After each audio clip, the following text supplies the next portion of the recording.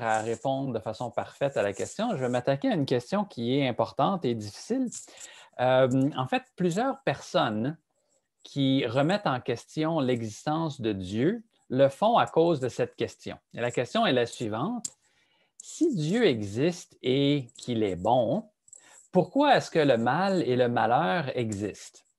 Ou pour le dire un peu autrement, si Dieu a tout créé, est-ce que dans le fond, c'est Dieu qui a créé le mal et le malheur? Parce que dans le fond, pour que quelque chose existe, on a l'impression qu'il faut que ça ait été créé. Et donc, si le mal existe, ça doit être que Dieu l'a créé.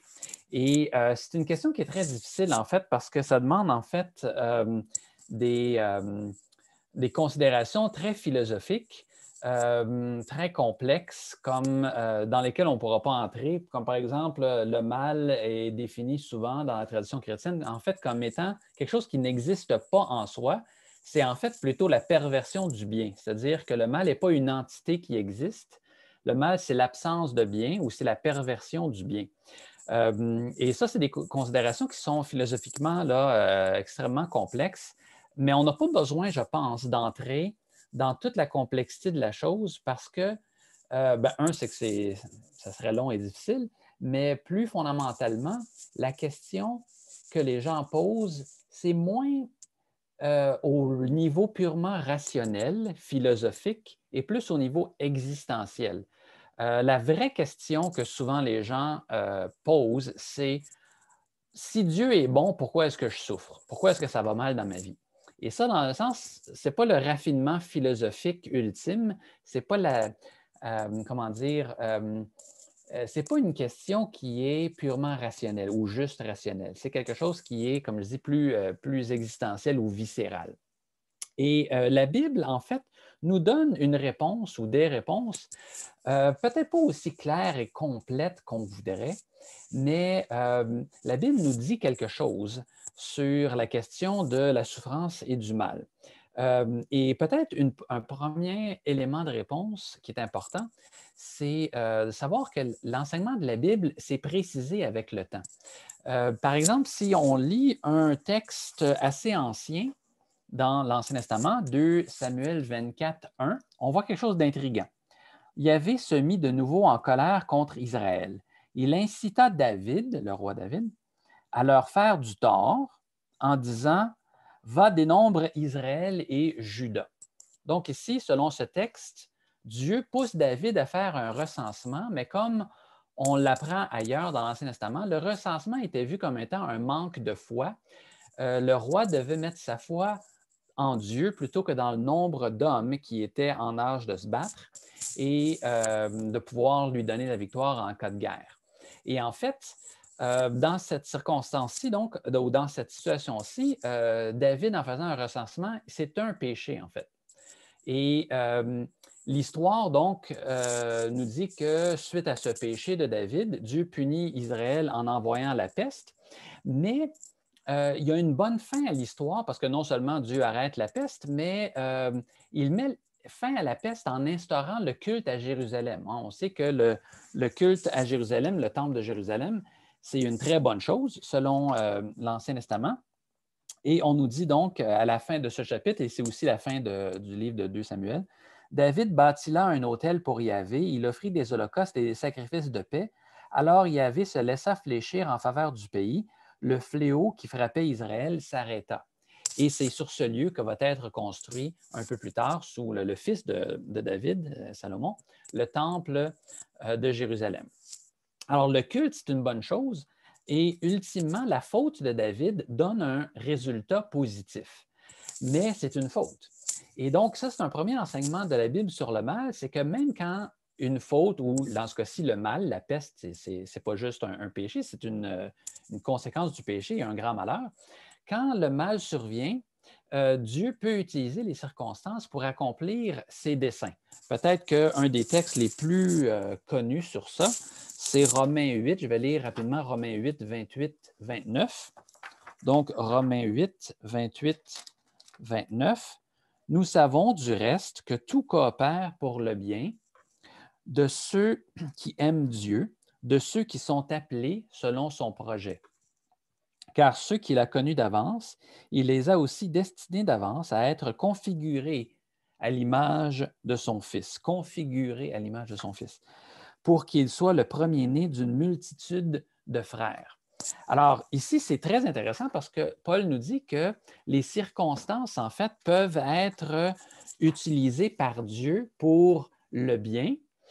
Et dans ce cas-ci, les circonstances, même mauvaises, peuvent nous modeler, nous transformer pour qu'on soit davantage comme le Christ. Alors, c'est une très bonne chose. La fonction, si on peut dire, est très intéressante, même si, évidemment, il peut y avoir des circonstances qui sont négatives ou difficiles.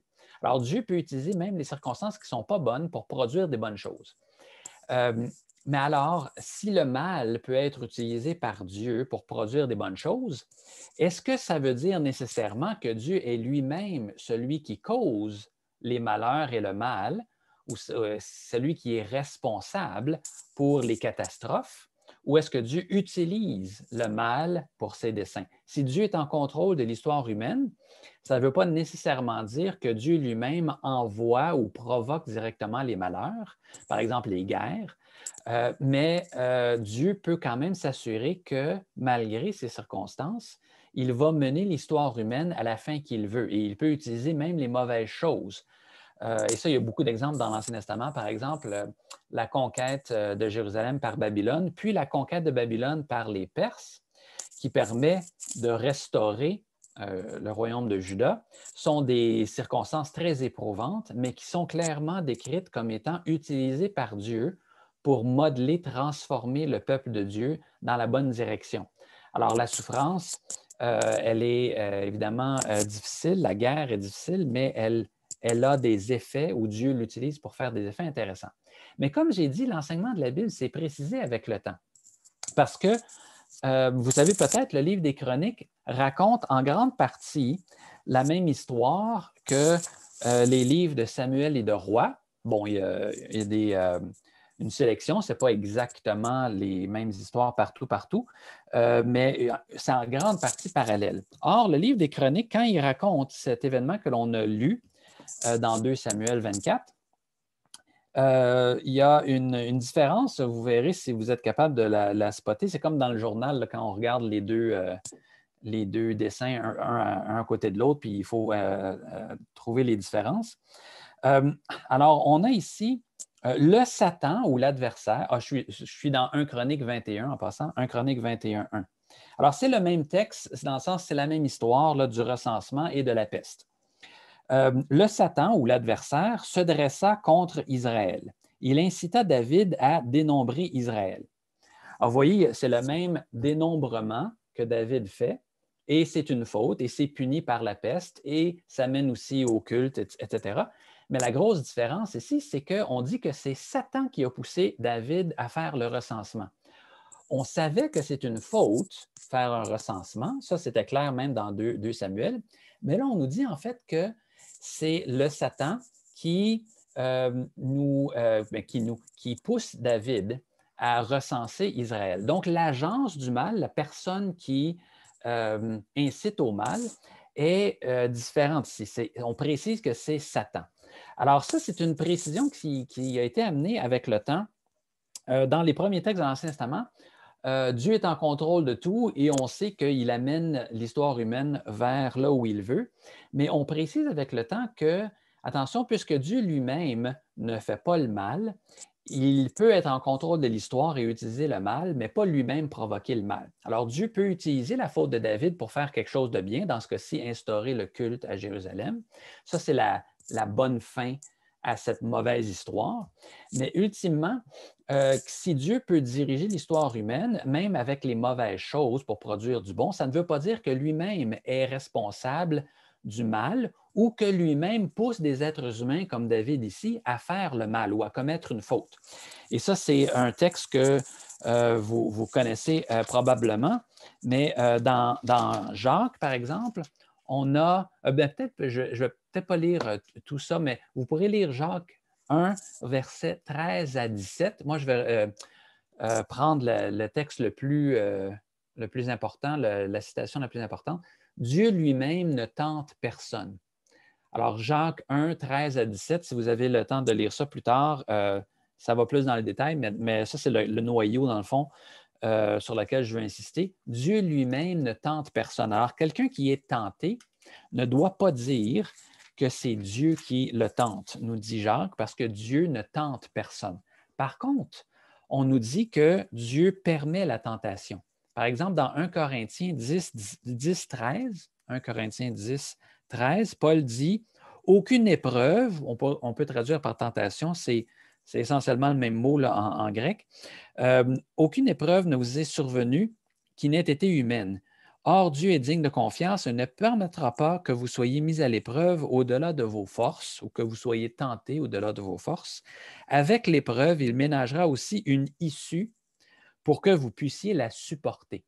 Et ça, c'est un enseignement qui est très important dans la Bible parce qu'on nous dit, en fait, et non seulement le Nouveau Testament, mais en fait, les pères de l'Église insistaient beaucoup là-dessus, que la tentation, en fait, ne vient pas de Dieu. Dieu ne tente pas lui-même, mais Dieu nous aide à résister à la tentation. Il permet que l'on soit tenté pour que, en résistant, on puisse être transformé. Et les pères de l'Église considéraient que la tentation était une très bonne chose si on arrivait à y résister. C'est une sorte d'exercice pour développer les muscles. Hein. L'analogie est importante parce que, dans le fond, faire de l'exercice physique, techniquement, ça nous fait souffrir un peu et même ça produit des micro-blessures dans nos muscles. Mais les blessures, si elles sont assez petites, elles permettent aux muscles, en guérissant, de devenir plus forts. Évidemment, si la blessure est trop grave, ben là, on a des problèmes. Mais dans le fond, la tentation, quand on y résiste, on devient chaque fois un peu plus fort et on est formé dans notre âme, si on peut dire. C.S. Lewis parle de ça aussi. Il dit que la tentation et en fait tous nos choix en général, selon qu'ils sont bons ou mauvais, nous développent spirituellement, nous amènent à nous améliorer comme chrétiens. Parce qu'en fait, chaque bon choix nous rend plus conformes à l'image de Dieu. Et évidemment, malheureusement, chaque mauvais choix nous éloigne de l'image de Dieu. Et donc, en fait, chaque choix auquel on est confronté est une opportunité de grandir.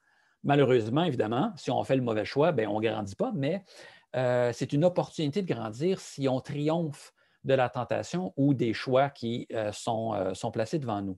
Donc, la tentation de David, c'était une occasion de produire du bien. Bon, David a échoué parce qu'il n'a pas résisté à la tentation, mais même là, même en ayant connu le péché et la conséquence du péché, la peste, le fléau, il s'est produit quelque chose de bon en réponse, c'est-à-dire que la guérison, si on peut dire, du fléau, ça a été l'instauration du culte et ultimement du temple de Jérusalem.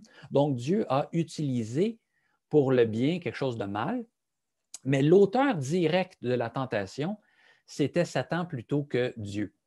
Et donc, c'est une subtilité, mais c'est une subtilité qui est importante parce que dans la Bible, on nous dit que Dieu lui-même ne fait pas le mal, ne nous tente pas, mais ça ne veut pas dire non plus que Dieu va systématiquement contrer chaque péché, chaque mal qui se produit ou chaque malheur qui se produit. Le mal va plutôt être utilisé par Dieu. Donc, comment dire, l'intervention de Dieu, ce n'est pas que il efface ou il appuie sur le bouton reset pour que jamais aucun malheur se produise et aucune conséquence du péché se produise, mais plutôt que Dieu va travailler dans ces circonstances très difficiles pour mener vers le bien. Et donc, en fait, dans l'histoire de David, mais on aurait pu utiliser l'histoire de Job aussi, on voit que Satan provoque le malheur dans le cas de David, le tentant, dans le cas de Job, en lui amenant du malheur, mais Dieu encadre ce que Satan peut faire. Et donc, même si Dieu lui-même n'est pas l'agent du mal, celui qui provoque directement le malheur de Job, il est quand même en contrôle ultimement de l'histoire de Job. Et c'est Satan qui est responsable, en fait, plus directement, des malheurs qui sont envoyés à Job. Alors, comme je dis, c'est des subtilités, mais c'est des subtilités qui sont suffisamment importantes pour être répétées à plusieurs reprises dans la Bible. Par exemple, dès Genèse 1 à 3, on a en fait un texte qui vise à corriger une certaine compréhension de la vision humaine ou de la condition humaine qui était reliée justement à la souffrance et la mort et à la responsabilité de Dieu en ce qui concerne la souffrance des humains et le malheur des humains. Il y avait beaucoup de récits de création au Proche-Orient ancien, chez les voisins d'Israël, et les Israélites eux-mêmes partageaient cette compréhension. Et Genèse 1 à 3 vise à corriger cette compréhension-là parce que les gens pensaient à cette époque que euh, les, les dieux étaient responsables ultimement des malheurs des êtres humains parce que les dieux avaient créé les êtres humains simplement pour être des esclaves et comme en général, les esclaves, leur seule fonction en fait, c'est de servir et leur bonheur n'est pas une préoccupation pour leur maître. Les dieux se fichaient pas mal de ce qui se passait aux êtres humains et en fait, le malheur des êtres humains, c'est simplement que les dieux sont complètement indifférents à leur malheur. C'est ça l'explication, en fait, pour les malheurs. Or, en fait, les textes de Genèse 1 à 3 nous disent en fait que d'abord, l'être humain n'a pas une fonction strictement utilitaire. Dieu n'a pas besoin des êtres humains en tant que tels. Ils ne sont pas créés pour être des esclaves. Et les problèmes, en fait, qui surviennent sont dus à la désobéissance des êtres humains qui se sont séparés de Dieu et donc de son plan originel. Et dans le fond, les malheurs ou le mal, le péché même, sont entrés dans le monde, en fait, pas à cause du plan A de Dieu, mais parce qu'on est dans le plan B, c'est-à-dire on s'est séparé du dessein originel de Dieu. Et donc, dans la Bible, la raison pour laquelle on souffre, ce n'est pas parce que Dieu a prévu qu'on souffre à l'origine, mais c'est parce qu'on s'est séparé de Dieu et de ses plans. Et en fait, ce n'est pas comme si c'est, bon, une fois, c'est dommage, on avait une chance de choisir, puis maintenant, c'est fini, on n'a plus d'influence possible. En fait, il est possible justement de faire à nouveau le choix et de faire le choix de suivre Dieu pour vivre selon son plan plutôt que selon notre propre vouloir avec les conséquences que ça va avoir. C'est-à-dire que, dans le fond, on ne vit pas comme on devrait, mais on peut choisir de vivre comme Dieu veut et donc comme on devrait pour pouvoir, en fait, se rapprocher du dessein originel de Dieu pour nous. Donc, les problèmes qui nous affligent en ce moment, ce n'est pas inéluctable. Dieu est la source de tout ce qui est bien et ne veut que du bien pour nous. Et en ce moment, on ne vit pas dans le vouloir parfait de Dieu parce que le mal est présent, mais c'est parce qu'on est séparé de Dieu et Dieu nous réconcilie à lui, justement, c'est ça son plan, pour mettre fin à la fois au péché, à la désobéissance, au mal et au malheur. Et donc, en fait, le péché, c'est pour ça que c'est important de considérer le péché, ce n'est pas juste que Dieu nous teste en nous donnant une série de règles un peu aléatoires, là, pas porter du bleu, il faut porter des vêtements rouges seulement et tout ça. Ce n'est pas des règles aléatoires, c'est plutôt en fait euh, Dieu qui nous demande de faire ce qui est le mieux pour nous et pour les autres autour de nous. Et quand on pêche, en fait, on s'éloigne du plan de Dieu et donc on s'éloigne de ce qui est le mieux pour nous et les autres. Et ce qui est tragique que la Bible nous explique, c'est que non seulement on pêche tous et donc on est tous en dehors du plan parfait de Dieu, mais en plus, on est esclave du péché. On est, en fait, dans un sens, on n'est pas capable de s'arrêter de pécher. Et le salut est décrit à la fois comme être délivré du mal, mais aussi être délivré du péché et être réconcilié à Dieu. Le salut, ça signifie notamment qu'on peut être libéré de l'emprise du péché, de la mort et du mal sur nos vies. Peut-être celui-là, je vais le lire plutôt que juste vous le dire parce qu'il est vraiment important. Dans Romains 8, on a un texte très intéressant là-dessus euh, qui nous dit que, dans le fond, le salut, ce n'est pas seulement pouvoir échapper à l'enfer. C'est beaucoup plus large ce que Dieu a en tête avec nous quand il veut nous sauver. Donc, on peut même lire le verset 1, en fait. Romains 8, verset 1 à 9. Il n'y a donc maintenant aucune condamnation pour ceux qui sont en Jésus-Christ. En effet, la loi de l'Esprit de la vie en Jésus-Christ t'a libéré de la loi du péché et de la mort. Hein. La mort et le péché, on y était soumis et on est libéré maintenant. Car, chose impossible à la loi, parce que la chair la rendait sans force, Dieu, envoyant son propre Fils dans une condition semblable à la chair du péché, en rapport avec le péché, a condamné le péché dans la chair, pour que la justice requise par la loi soit accomplie en nous qui marchons non selon la chair, mais selon l'esprit. En effet, ceux qui sont sous l'emprise de la chair, et la chair chez Paul, c'est la nature pécheresse, la nature rebelle de l'humain, envers Dieu évidemment. En effet, ceux qui sont sous l'emprise de la chair s'accordent aux tendances de la chair, tandis que ceux qui sont sous l'emprise de l'esprit s'accordent aux tendances de l'esprit. Or, la chair tend à la mort, l'esprit, lui, tend à la vie et à la paix. Et la paix dans la Bible, c'est le shalom, c'est la plénitude. C'est une vie, pas juste l'absence de conflit, c'est une vie pleine, selon, en fait, l'harmonie que Dieu veut pour nous. Car la chair tend à s'ériger en ennemie de Dieu, parce qu'elle ne se soumet pas à la loi de Dieu, elle en est même incapable. Ceux qui sont sous l'emprise de la chair ne peuvent plaire à Dieu. En fait, ils ne peuvent pas servir Dieu. C'est ça aussi le salut. Ce n'est pas juste être sauvé des conséquences de nos péchés, dont en fait la séparation d'avec Dieu, mais Dieu, en plus de nous réconcilier à lui, il nous libère aussi du péché et donc il nous restaure en fait par rapport à tout ce qui est la cause en fait de notre condition humaine exécrable, incluant les malheurs, incluant la condamnation pour nos péchés, incluant la souffrance. Et ce qu'il faut retenir, dans le fond, c'est que la moralité dans la Bible ou l'obéissance à Dieu dans la Bible, ça peut être résumé par le fait que Dieu sait ce qui est le mieux pour nous et l'être humain a tendance à dire « je m'en fous, je vais faire ce que je veux ». Et dans le fond, ce que Dieu nous invite à faire, c'est de reprendre notre place comme créature soumise pour pouvoir pas juste obéir à Dieu parce que Dieu a besoin que quelqu'un lui obéisse, mais parce que c'est ce qu'il y a de mieux pour nous. Et Dieu étant bon et voulant notre bien et l'harmonie pour toute sa création, il désire qu'on lui obéisse pour que l'harmonie soit préservée.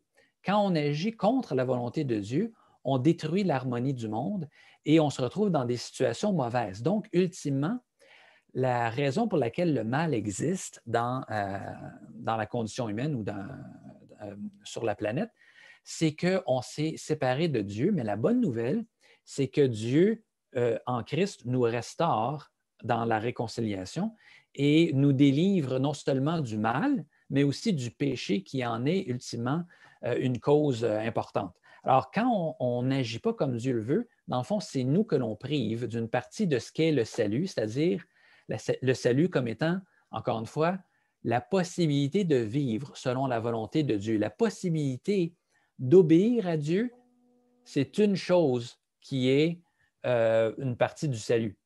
Encore une fois, le salut, ce n'est pas juste effacer les péchés, c'est permettre d'obéir à Dieu, ce qu'on n'est pas capable de faire par nous-mêmes. Ce n'est pas juste passer l'éternité au paradis après notre mort, c'est dès notre vie sur terre, pouvoir faire l'expérience de la restauration et de la réconciliation avec Dieu et avec la création en étant capable de vivre dans l'obéissance. Et dans le fond, quand on vit des situations qui ne sont pas idéales, il faut se rappeler que Dieu est en train, en fait, de travailler à nous amener à faire l'expérience de la restauration, donc, en fait, du salut, qui inclut donc l'expérience de l'obéissance, la possibilité d'être obéissant. Et comme on l'a vu, sans être à l'origine du mal, Dieu utilise même le mal pour amener l'humanité vers le bien. Et l'exemple ultime de ça, je pense, on va terminer avec ça, c'est la crucifixion de Jésus. Parce que ce n'est pas Dieu qui a crucifié Jésus, c'est les êtres humains qui se rebellent contre l'envoyé de Dieu, mais par la crucifixion de Jésus, par cette chose horrible, la souffrance, le mal, le malheur, qu'est la crucifixion de Jésus, par ce moyen, Dieu a assuré que l'on peut être sauvé du mal, des conséquences du péché et même du pouvoir du péché sur notre vie en étant réconcilié à lui et en étant rendu apte à servir Dieu. Et ultimement, c'est ça la réponse que Dieu ou la Bible offre à la fameuse question du départ sur le mal. Pourquoi le mal existe-t-il? Pourquoi est-ce que si Dieu est bon, le mal existe? Bien, en fait, la réponse est que Dieu a remporté la victoire sur le mal, la souffrance, la mort, le malheur. Et notre espérance, c'est que l'on va pouvoir vivre auprès de Dieu sans plus jamais faire l'expérience du mal à cause du mal qu'a subi Jésus dans sa chair. et à cause de son obéissance jusqu'à la croix, qui a permis non seulement, en fait, de nous sauver du péché et de la punition que méritaient nos péchés, mais du pouvoir du péché sur notre vie. Et ultimement, Jésus-Christ, par la crucifixion, il a brisé le pouvoir du mal, du péché et de la mort. Et peut-être qu'on n'a pas encore l'occasion de vivre à 100% cette réalité parce que le mal est encore présent dans le monde, mais notre espérance, c'est que Jésus revient pour que le règne de Dieu soit complet et que la mort soit détruite avec le mal et avec le péché. Et le paradis, ça va être entre autres la joie de pouvoir vivre dans une fidélité complète à Dieu, de pouvoir faire l'expérience de l'obéissance et de tout ce qui en découle. Et dans le fond, le devoir du chrétien en ce moment, c'est pas juste d'attendre en disant qu'un jour, ça va bien aller parce qu'on va pouvoir obéir à Dieu et ne plus connaître le péché et la mort et le mal, mais en fait de dire qu'on a déjà cette chance de vivre dans l'obéissance et donc, en fait, de vivre dans le plan de Dieu. Euh, et dans le fond, on obéit parce que Dieu le mérite, mais aussi parce que l'on a foi que c'est vraiment ce qu'il y a de mieux pour la création de Dieu. C'est Dieu qui sait comment on devrait vivre. Alors, c'est notre devoir, si on peut dire, et c'est aussi notre espérance que l'obéissance à Dieu, c'est ultimement la façon de sortir du malheur que ce monde a à nous offrir, parce que c'est ça que Dieu veut pour nous, que l'on puisse vivre l'obéissance et le plan de Dieu dans notre vie. Amen.